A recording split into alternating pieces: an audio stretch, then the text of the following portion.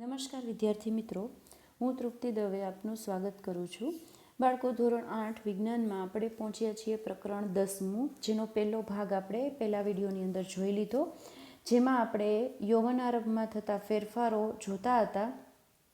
જેમાં એક પોઈન્ટ આપણે જોઈ લીધેલો હતો, ઊંચાઈમાં વધારો. હવે આજે આપણે આગળના ટોપિક ઉપર ડિસ્કશન કરવાની છે.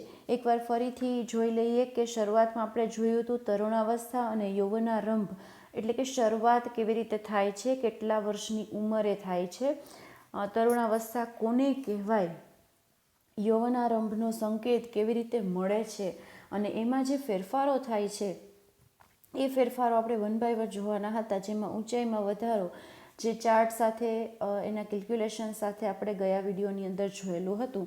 હવે આ વિડીયોની અંદર આપણે નવા ટોપિકની ડિસ્કશન કરવાની છે, જેની અંદર છે શારીરિક આકારમાં બદલાવ.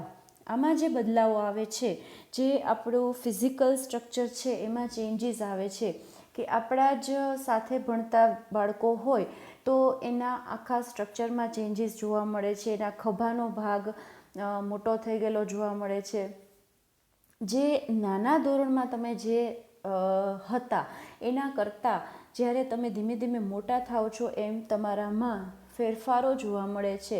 અને આ જે ચેન્જીસ છે એ એટલા માટે થાય છે કારણ કે આપણે યૌવનારંભમાં પ્રવેશ કરી ચૂક્યા છીએ, એનો અહીં સંકેત આપે છે. હવે આ જે શારીરિક વૃદ્ધિ થાય છે, આપણે જોયું હતું કે ઊંચાઈ વધે છે, કે આપણા હાથ પગના હાડકાની લંબાઈમાં વધારો થાય છે. એટલે આખા શરીરની આવી વૃદ્ધિ થાય છે, એટલે ખભાનો ભાગ જે છે એ થોડો પોળો બને છે, અને છોકરીઓની અંદર કમરની નીચેનો ભાગ છે એ પોળો બને છે. હવે આવી વૃદ્ધિના લીધે છોકરાઓમાં જે શરીરના સ્નાયુઓ છે એનો વિકાસ છોકરીઓની કમ્પેરિઝનમાં વધુ થાય છે, એટલે ઝડપથી મોટા થઈ ગયેલા હોય એવું લાગે છે.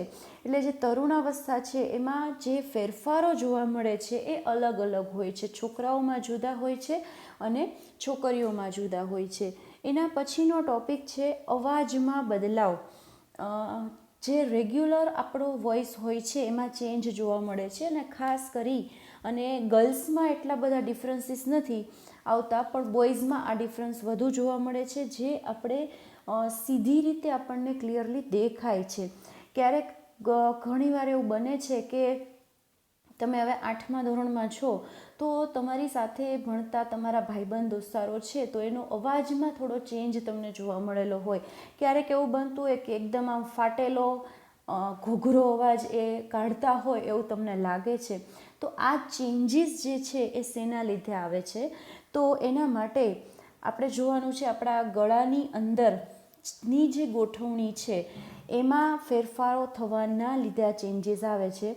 તો છોકરાઓનો અવાજ જે અલગ બને છે એની પાછળનું રીઝન કે આપણા ગળામાં કંઠની ગ્રંથિ, વોઇસ બોક્સ આવેલું છે, એટલે કે સ્વરપેટી.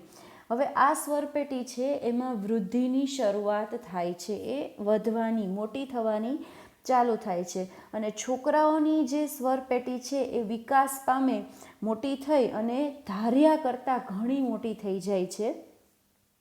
ઘણીવાર બધા છોકરાઓમાં આવું નથી થતું, પણ ઘણા છોકરાઓમાં જોવા મળે છે કે એ જે મોટી થયેલી સ્વરપેટી છે એ ગળાના ભાગમાં ઉપસેને જોવા મળે છે, ઉપસેલી જોવા મળે છે.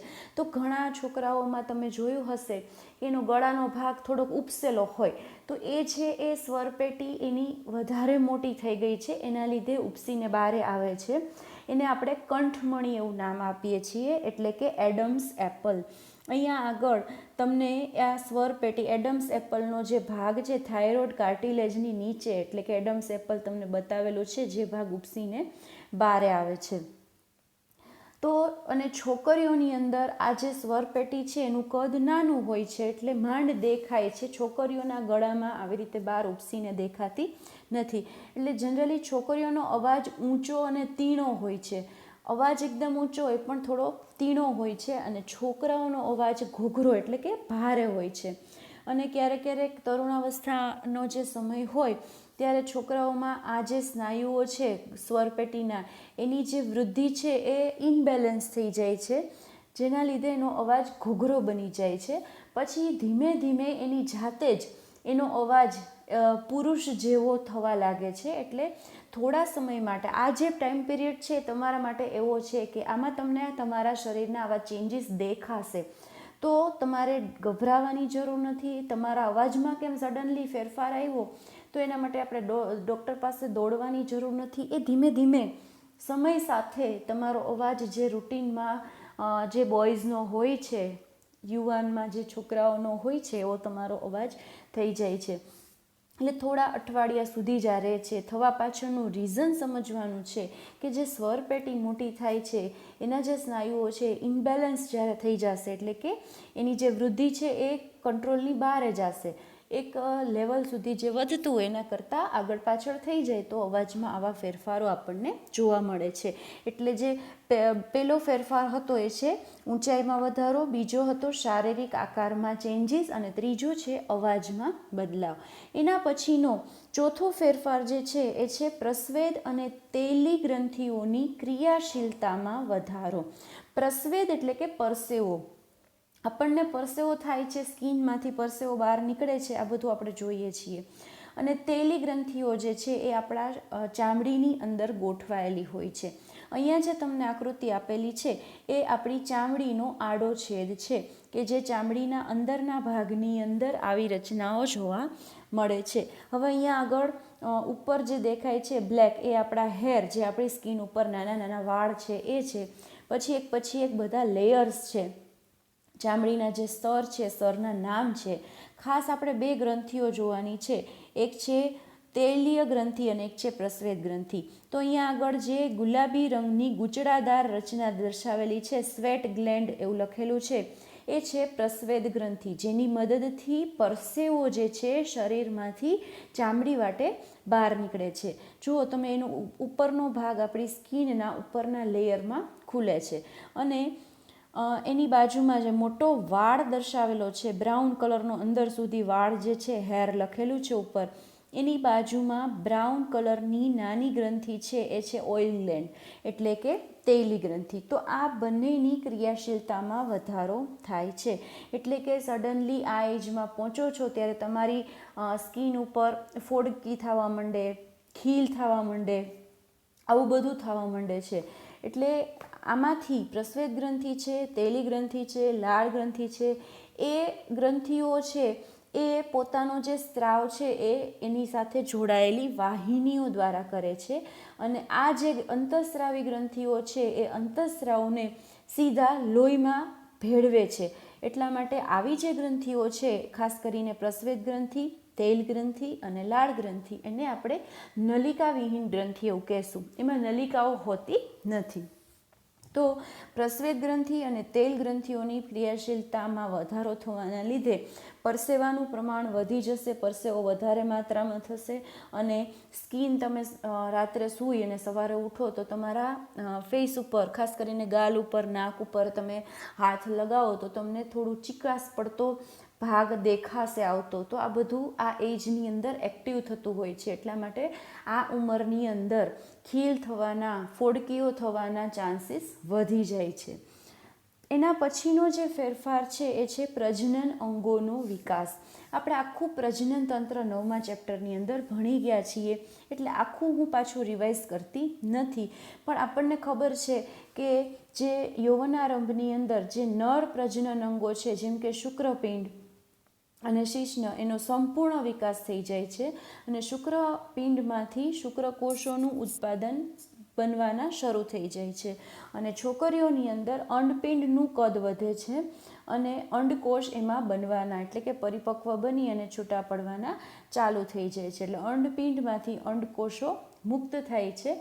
તો આ બે પ્રોસેસ પ્રજનન અંગોના વિકાસની અંદર શરૂઆત થઈ જાય છે. આ ડિટેલ આપણે 9મા ચેપ્ટરમાં આખી ભણેલી છે, એટલે આપણે અત્યારે બહુ ડિટેલમાં જતા નથી.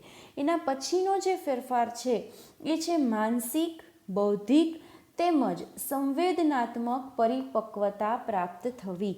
એટલે કે તમે મેન્ટલી તમે મેચ્યોર થઈ જાઓ છો. એટલે આ એવો ટાઈમ છે કે જ્યાં તમારું મગજની શીખવાની કેપેસિટી છે એ બહુ ઝડપથી વધી જાય છે. તમે બહુ ઝડપથી શીખી શકો છો. પછી બીજી જે તમારી કેપેસિટી વધે છે, એટલે કે બીજી મેચ્યોરિટી આવે છે ઇન્ટેલેક્ચ્યુઅલ મેચ્યોરિટી, એટલે કે બૌદ્ધિક વિકાસ. તો આ ચેન્જ એવો છે કે તમારું જે વિચારસરણી છે આખી બદલે છે, તમે પરિવર્તન થતું જાય છે, તમારા વિચારોમાં ચેન્જ આવતા હોય છે. તમે નાના હોય ત્યારના જે તમારા થોટ્સ છે એના કરતાં હવે તમારા વિચારો બદલે છે અને તમે પોતાની જાતને વધારે સ્વતંત્ર માનવા માંડો છો. પહેલાં કરતાં તમે વધુ સ્વતંત્રતાથી જીવવા માંગો છો અને તમે ઇન્ડિપેન્ડન્ટલી રહેવા માંગો છો કે મારી વસ્તુ હું જ કરીશ, મારું આ કામ છે તો એ હું જ કરીશ, મારી વસ્તુનું સિલેક્શન હું જ કરીશ. આ બધું આપણામાં એ સમયે આવે છે અને આપણે સેલ્ફ કોન્શિયસ થઈએ, મીન્સ કે આપણા માટે સ્વકેન્દ્રી બનીએ છીએ. આપણી પોતાની જાત ઉપર આપણું ટોટલી ધ્યાન કેન્દ્રિત થયેલું હોય છે કે આપણને શું સારું લાગે છે, આપણે આમ રહેશું તો કેવા લાગશું. મીન્સ કે તમે તમારા માટે જાગૃત બનો છો. તો આવી વસ્તુઓ થાય છે. અને પછી છે ઇમોશનલ મેચ્યોરિટી, એટલે કે સંવેદનાત્મક પરિપક્વતા આવે છે. આ સમય એવો છે કે જ્યારે આપણને અમુક સમય માટે ઇનસિક્યોરિટી ફીલ થાય, એટલે તમે કોઈ પણ તમારું બોડી એક તો ગ્રો થાય છે, મીન્સ કે એમાં વૃદ્ધિ થાય છે, તો એ ફેરફારો સાથે તમારું મગજ છે એ એને એક્સેપ્ટ નથી કરી શકતું, તો તમે અંદરથી ઇનસિક્યોરિટી ફીલ કરો છો.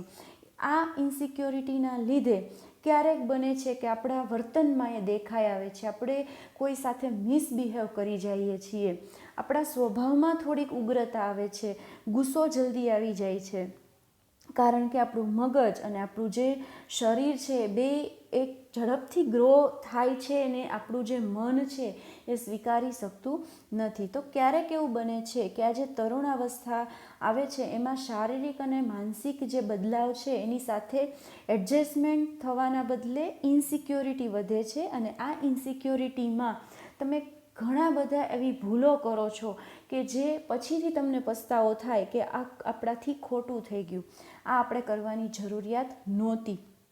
પણ આ બધું જ એટલા માટે થાય છે કારણ કે શારીરિક વિકાસ છે આપણો એ સરસ રીતે ત્યારે ગ્રો થવા એકદમ પ્રોપરલી ગ્રોઈંગ પીરિયડ છે અત્યારે તમારો. તો આ ટાઈમિંગની અંદર આવા બધા ફેરફારો શારીરિક માનસિક આવા બધા ફેરફારો તમારી સામે આવશે અને આ બધાને પડકાર માનવાનું નથી, એની સાથે એડજસ્ટમેન્ટ કરી અને આ કુદરતી ફેરફારો છે એમાં તમે કાંઈ કરી શકતા નથી, તો એ ફેરફારોને તમારે એક્સેપ્ટ કરી અને આગળ ચાલવાનું છે. આ સમય એવો છે કે આ સમયની અંદર તમે ખૂબ જ મેચ્યોરિટીથી કામ લ્યો તો વધુ સારી રીતે તમે આ સમયમાંથી પસાર થઈ શકશો. તો બાળકો આજે આપણે જે ચેન્જીસ જોયા કે જે ખાસ કરીને ટીન એજના ચેન્જીસ છે એમાં સૌથી પહેલું જોયું ઊંચાઈમાં વધારો, શારીરિક આકારમાં બદલાવ, અવાજમાં બદલાવ, પછી પ્રસ્વેદ અને તેલ ગ્રંથિઓની ક્રિયાશીલતામાં વધારો, પ્રજનન અંગોનો વિકાસ, માનસિક બૌદ્ધિક અને સંવેદનાત્મક પરિપક્વતા મેળવવી એટલે કે પ્રાપ્ત થવી. આટલા પોઈન્ટ્સ ઉપર આજે આપણે ડિસ્કશન કરેલી છે. હું એવી આશા રાખું છું કે આમાં એક પણ પોઈન્ટ એવો નહીં હોય કે જે તમને ઇઝીલી ન સમજાણો હોય, છતાં પણ તમે ટેક્સ્ટબુક કાઢજો, ટેક્સ્ટબુકની અંદર લાઇન ટુ લાઇન વાંચજો એટલે અને સાથે વિડીયો, બે વસ્તુ સાથે કરશો એટલે તમે ઇઝીલી આ પોઈન્ટને સમજી શકશો. તો આગળના ટોપિક્સ છે આપણે નેક્સ્ટ વિડીયોની અંદર લેશું. તો ફરીથી આપણે મળશું નેક્સ્ટ વિડીયોમાં. નમસ્કાર.